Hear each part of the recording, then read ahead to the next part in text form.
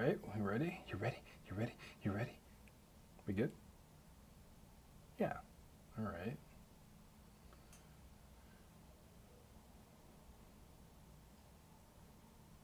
Oh my God.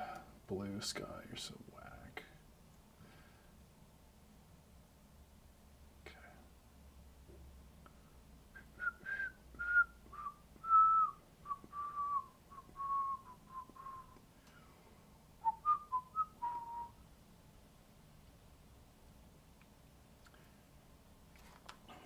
It's actually kind of interesting how the soundtrack to Tetris is from Carmen.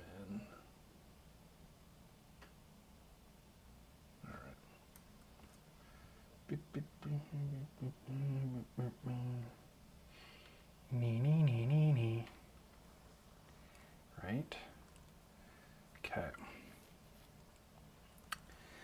I'm going to use my newfound, we're going to have a sip of Wawa.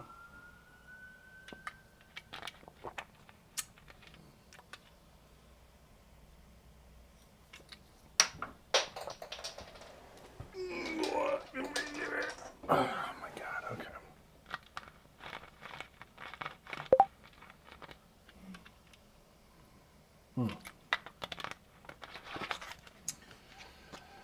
Okay.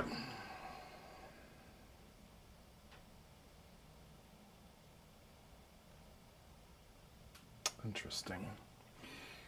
Where are we here? So, what am I making here? I'm calling it an engine. I think that's the most accurate way to frame it. It is an engine for getting rid of a lot of the bullshit of what I would call dense hypermedia. And I sort of went over a bunch of that last time. And it had to do with, well,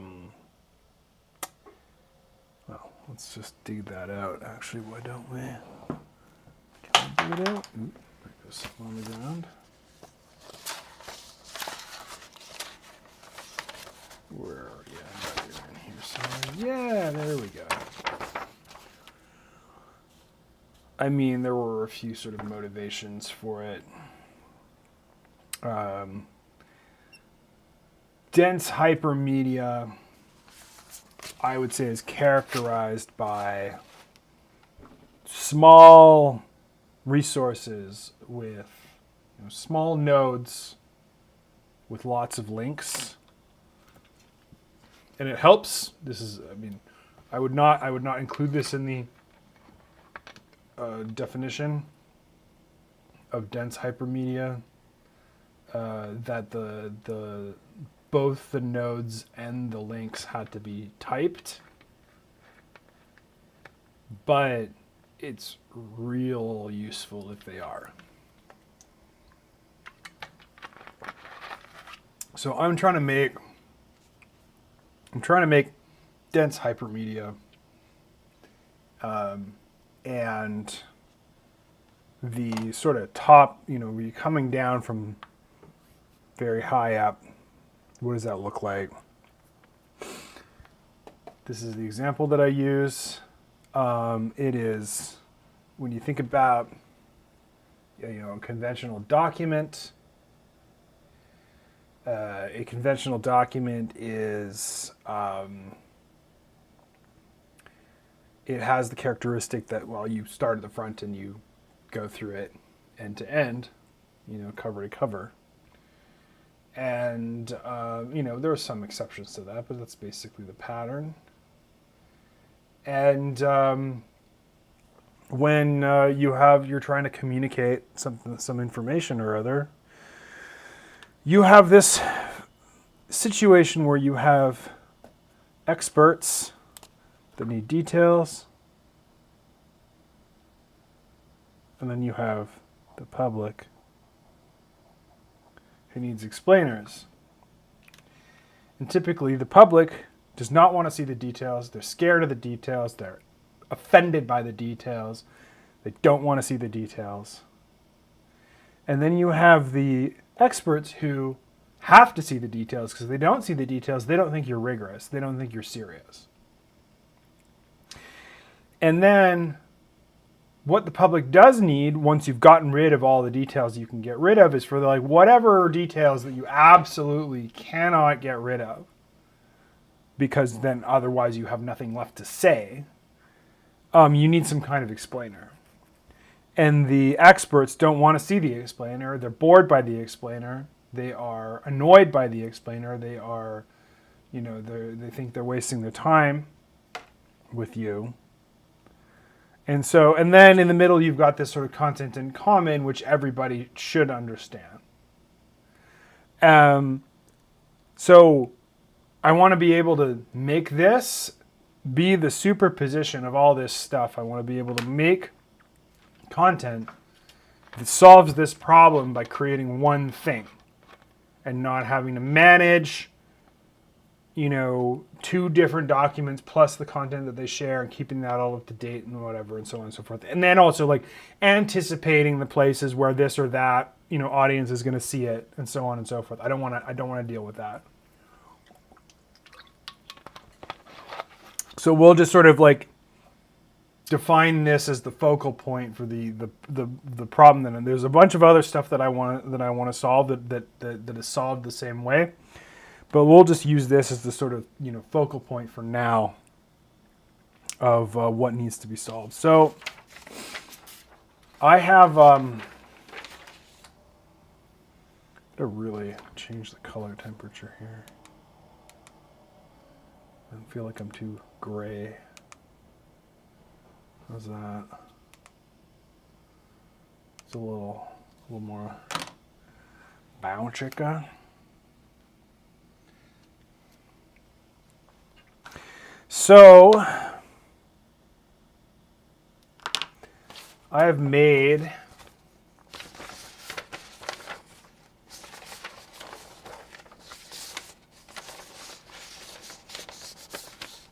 not that this is really going to make too much sense, but I have made a this thing that I'm calling the Swiss Army knife, which is short for RDF.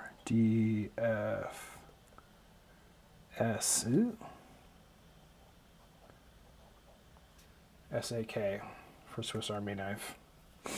And this is sort of the current state of affairs-ish. And I want to refactor it. And what I want to refactor it into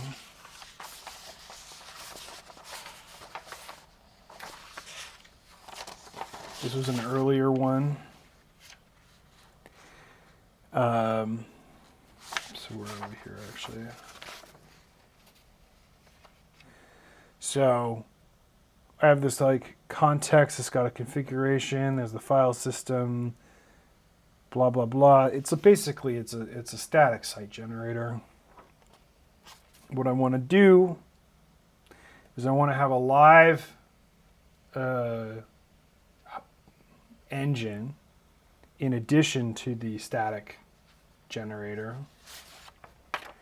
This is another revision of that. And I also want to have a shell for offline and sort of additional stuff. Neither here nor there. And a command line, tool that sort of spins it up and all that good stuff. But the way that it works is that there's a dispatcher that goes and tries to find the actual where the content lives. And so the content can be some sort of one-off generated thing. It can be the file system. It can be content addressable store. It can be generated from graph data. And then there can be like deltas on that. And then when that comes back through, it gets transformed successively by effectively a stack of functions. And that's all well and good. Oh, right, that's underneath. No, it's underneath that too. So, I have been trying to come up with, like, what does the loop look like? This thing, like, I'm going to anticipate that, like, at the end of the day, when, like, the dust settles, it's going to be probably, 10,000 lines of code, maybe if that. Arguably 10,000 lines of code is probably too much to describe what it is on this exact deal. Just because there isn't that much for it to say, but, like, what it does say is real consequential. And so what I'm doing today is trying to figure out, like, what the anatomy is. And this is also, like, a bunch of this code is written, right? Like, I already have it. It already exists in this configuration. And I want to turn it into this configuration. And so the question is, like, great, what does that entail? And that is the point of the behavior sheet. So let's switch to that.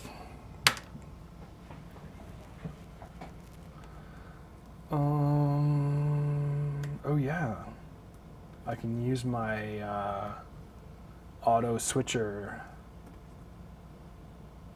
Did it go? Yes. Okay. Well, now we can see, like, where. Just, like, get some light on that. Oh, it's not even the right one. It's this one. Anyway, fuss with the green screen. Maybe I'll put this up a notch. Oh yeah, not you, stupid. How about you? There we go. All right. So, a behavior sheet, this is a technique that I came up with, I'm going to say, like, around the cusp of 2006, 2007. Like, this is something that I did a long time ago. And the idea behind a behavior sheet is that it's sort of the penultimate thing that you do before you write code. And the reason why I made a behavior sheet, I designed this or came up with the behavior sheet idea was, well, let me first say what it was. A behavior sheet, you get an outliner, like a garden variety outliner. This is just the same thing on both panes. It's just it's going to get long, so I figure I'll just have it on both.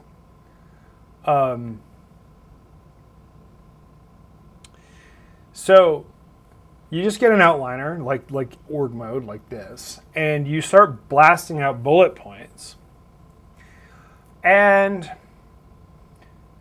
what you're writing when you write these things is like, artifact must do this, artifact must not do that. And these are your behaviors. These are sort of prescriptions and proscriptions of, like, what it must and must not do. Now, these are distinct from features. Behaviors are distinct from features. And you're going to have a lot more behaviors.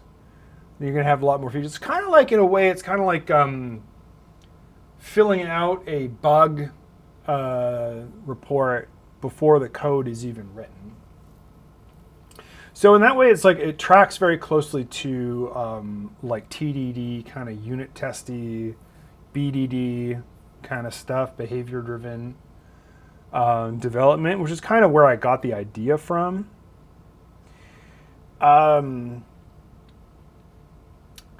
So yeah, you get one of these things and you just start blasting out these prescriptions and proscriptions about like what you want the thing to do and what it must do, what it must not do.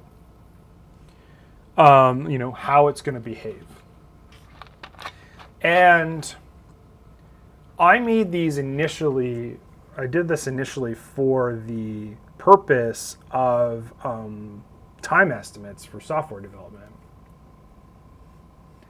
And it turns out that a behavior sheet generates incredibly accurate time estimates. Like really what you end up doing is you do the behavior sheet and then you sort of eyeball it and you go like, that's 4 hours, that's 4 hours, that's 4 hours, that's 4 hours until you've allocated the entire thing. And that is, assuming the behavior sheet's exhaustive enough, it absolutely will get you an accurate estimate. The problem, and the reason why I don't really do these very often, is that it's actually useless for estimation because you take as long to do the behavior sheet as you would to write the code. So like if I started on Monday morning writing a behavior sheet for a particular module, I could tell you by like lunchtime on Wednesday that it would be done by like end of business day on Friday. So if you're looking for like how long is it going to take, well, it takes as long to figure out how long it takes to do by just to figure out like, so then you got to be like, well, how long is it going to take to make the estimate? Well, I don't know. How long is it going to, why don't we do an estimate for the estimate? Well, how long is it going to take to do that? Well, you're going to get into this like Zeno's paradox of estimation. And that's why it's useless for estimation. But the reason why it makes accurate estimates is because you've gone and wrung out all of the places that you can be surprised.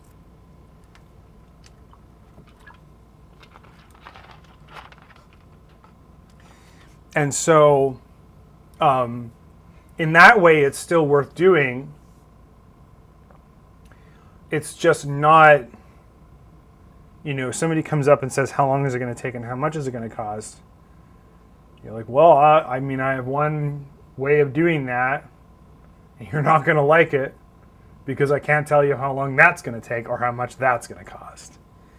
Unless you, get into that idiotic infinite regress, which is just plain stupid. So, this is ripping out all the hair today.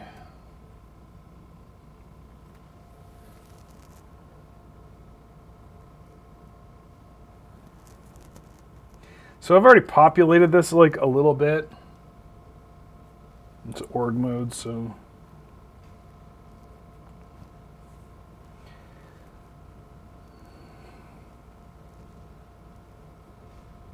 Yeah.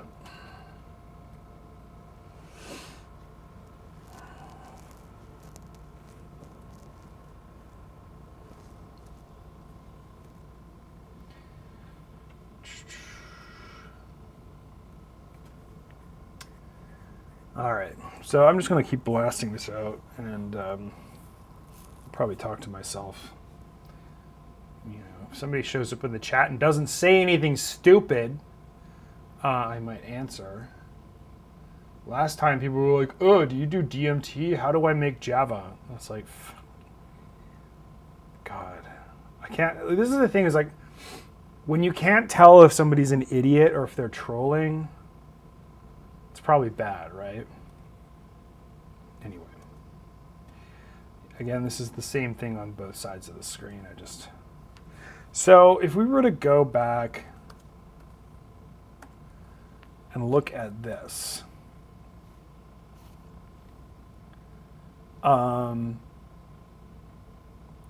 so I'll just take through the process just right now. We're looking at like an engine. And this engine is like I mean, you could call it a micro. It's not exactly a microservice. It's not. It's like it's in kind of a funny place because it's. I mean, it could be an app server. You could call it that. No, we don't want that. So this is just the engine that we're looking at. Where's the other one? I have the engine picture. Oh.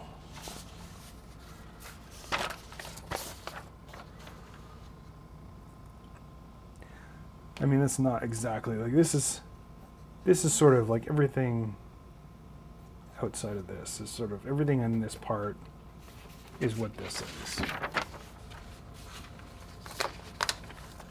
And so, the request comes in, you receive the request, okay, we start transforming the request. Transforming the request means manipulating the headers and any like input content. You got headers, request method, URL, content, request content, so like whatever's posted or put. And so the idea is I have this sort of little concept called a transform, and I have request transforms and I have response transforms. And the idea, part of the idea is like these are stackable functions. They depending on what it is, they operate over an HTTP message, whether it's a request or a response, and they return an HTTP message, whether it's a request or a response. And so the idea is as the request is coming in, it gets transformed as much as it can before it hits the dispatcher. And the dispatcher then tries to figure out, given what you've given me, like where's the stuff? Where is the thing? And so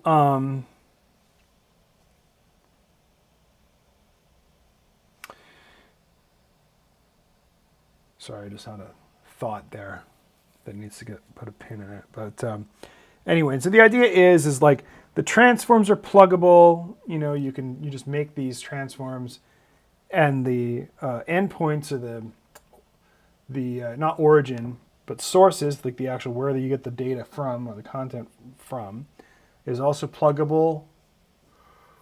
And then the outbound transforms are also pluggable. And then on this side is just being sanitized, like so. Man, why am I feeling tired all of a sudden? Never frickin' fails. Watch me like make it another 10 frickin' minutes and pass out sitting in my chair. Anyway, that's why I got the water.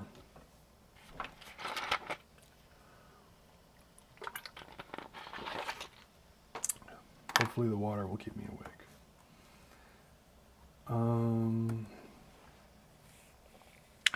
So yeah, the generic engine is this thing that I'm just sort of the most recent.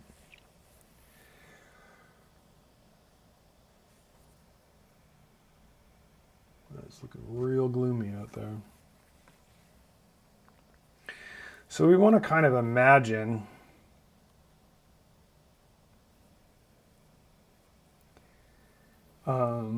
I should just talk about the format too here. Like these org mode, they are checkboxes, so we can do that. You can't do that with that one, but you can do that with this one.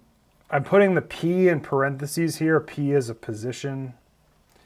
That has to do with this thing that... Where is this? What is this?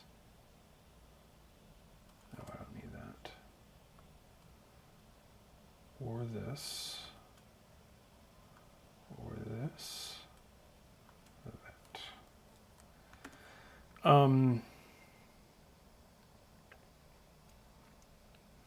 So the P stands for position.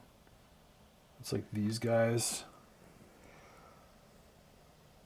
Oh, protocols are essential to a more equitable civilization. No, not wrong. Anyway, so there's just like, I'm doing this to make it so that I can like scrape this later and turn it into like, it's just quicker to do this on an outliner than it is in the IBIS tool. So I'm doing it here. Otherwise I would just do it in the IBIS tool. Part of the point of this project is to replace that frickin' IBIS tool anyway, because it's too hard to use. And the reason why it's because it's too hard to use is because it just doesn't have the capacity. It just can't.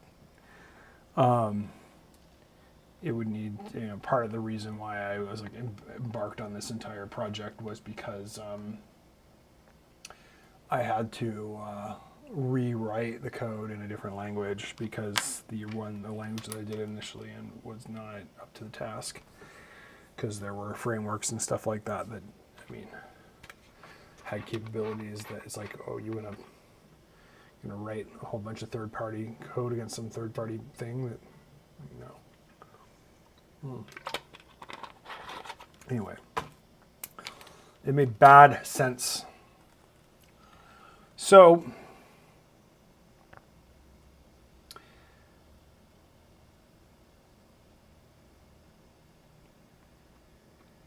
you know what? I'm tired. Nobody's watching this anyway, so I'm just going to friggin' kill it.